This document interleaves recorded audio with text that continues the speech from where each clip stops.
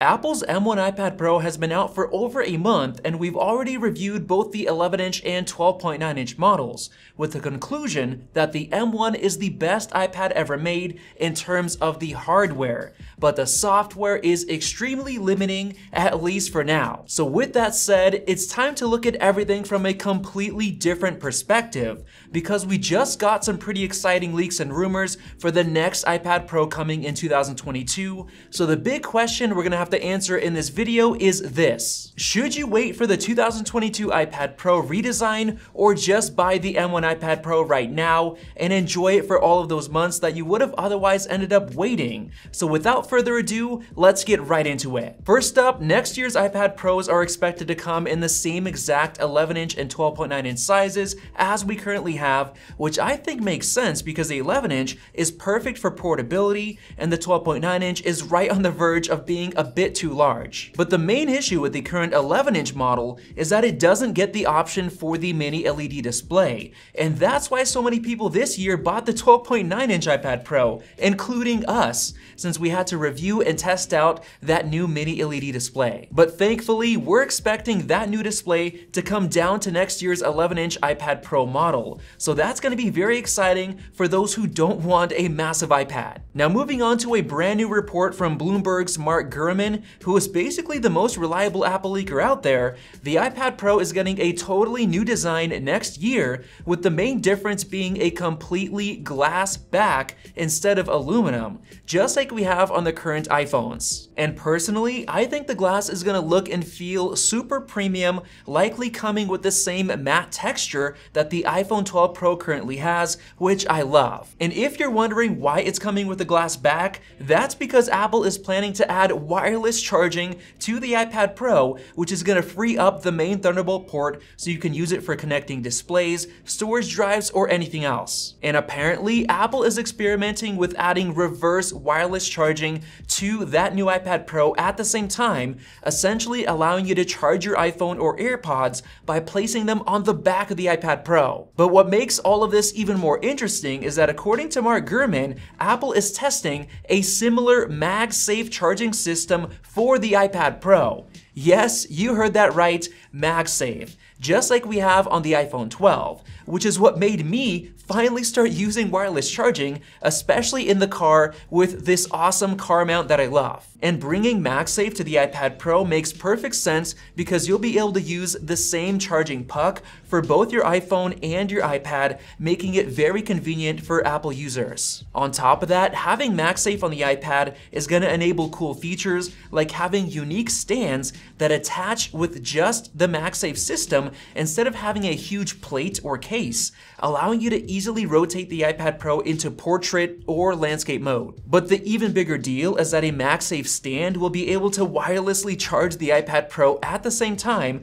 which is basically the dream setup for people who want to use it at home, like people already do with accessories like the very expensive Kensington Studio Dock. Now, the only problem with wireless charging is that the current version of MagSafe isn't very fast at all, as you can see in one of our iPhone 12 charging speed comparisons, where 20-watt MagSafe charging took a full hour longer compared to 20-watt wired charging. But it's even worse for iPads because they take much longer to charge due to the larger battery capacities, so Apple will essentially have to upgrade MagSafe to make it faster, which is also going to benefit the iPhone. Now, on top of all of that, we're expecting a new Magic Keyboard case to launch alongside the 2022 iPad Pros, and that's based on a patent that Apple applied for, showing a new Magic Keyboard with a double hinge, which will allow it to sit higher or fold flat down onto a table, which are things that the current model can't do at all. And going even further, that new Magic Keyboard case is going to feature a new Apple Pencil holder within the hinge, which will actually wirelessly charge it at the same time. And if you're wondering how that's going to be possible, we actually had rumors of a third generation Apple Pencil coming, which is going to be shorter than the current one, making it perfect for the rumored iPad Mini 6. and it's going to make it easier to fit into the new Magic Keyboard's hinge. Now, in my opinion, I think there's a good chance that Apple will build MagSafe into the Magic Keyboard itself to allow for pass-through charging, meaning that Apple will be able to get rid of that USB-C port built into the current Magic Keyboard's hinge, which charges the iPad Pro through the smart connector, which also handles data transfer like trackpad and keyboard inputs, as well as sending ambient light sensor data to enable the automatic keyboard backlighting. The only issue with the smart connector right now is that the charging speed using the USB-C port in the hinge is severely limited compared to charging with the dedicated Thunderbolt port, only accepting 20 watts of power instead of around 32.6 watts. So what Apple can do is completely get rid of the smart connector altogether, which would make total sense if they're giving it a glass back, and all of that data and charging would happen through a brand new second generation MagSafe wireless charging system that will also be able to handle data transfer for all of those keyboard features. And if you think about it, going this route makes absolutely the most sense if Apple wants to go completely portless on the iPhone, since a new second gen MagSafe that handles data transfer will be required to be able to back up your iPhone or use recovery software on a Mac. So the nice thing about that new Magic Keyboard case is that you'll be able to attach the MagSafe charging puck right on the back of the Magic Keyboard, so it'll line up perfectly and be able to pass through charge the iPad Pro, allowing you to use the Thunderbolt port for high-speed data transfers. And speaking of that new Thunderbolt port, the only issue with it is that it's being limited by the internal SSD's read and write transfer speeds, so hopefully Apple is going to upgrade the SSDs next year. But in terms of performance, the 2022 iPad Pro is almost surely getting the future M2 chip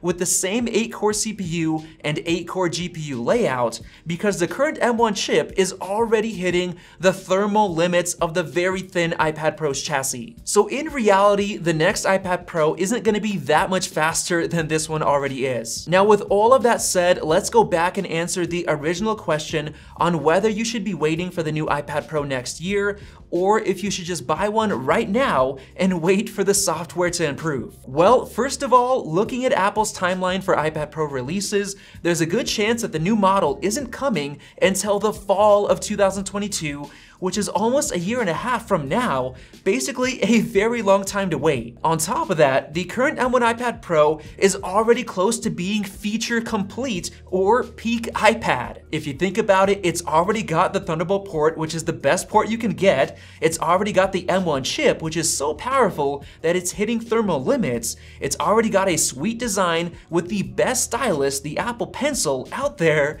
It's got Face ID, it's got all the cameras you would ever need and LiDAR, including the new ultra-wide selfie camera. It's got incredible speakers, and the 12.9-inch model already has a killer mini LED display. So the question for you is if you think that new glass back and wireless charging is gonna be worth waiting for, as well as the mini LED display coming to the 11-inch model, and the new Magic Keyboard case, which is likely gonna be even more expensive, especially if you need the new Apple Pencil 3 to take advantage of the built-in hinge charging system, as well as the MagSafe charging puck that you need to buy to take advantage of the wireless charging. So based on all of that, I think it would be wise to just buy the M1 iPad Pro right now and enjoy it instead of waiting for something that might not be that big of an improvement, especially since you're gonna have to spend a lot of money for a full setup. If you totally disagree with my thoughts and conclusions, go ahead and comment your thoughts down below.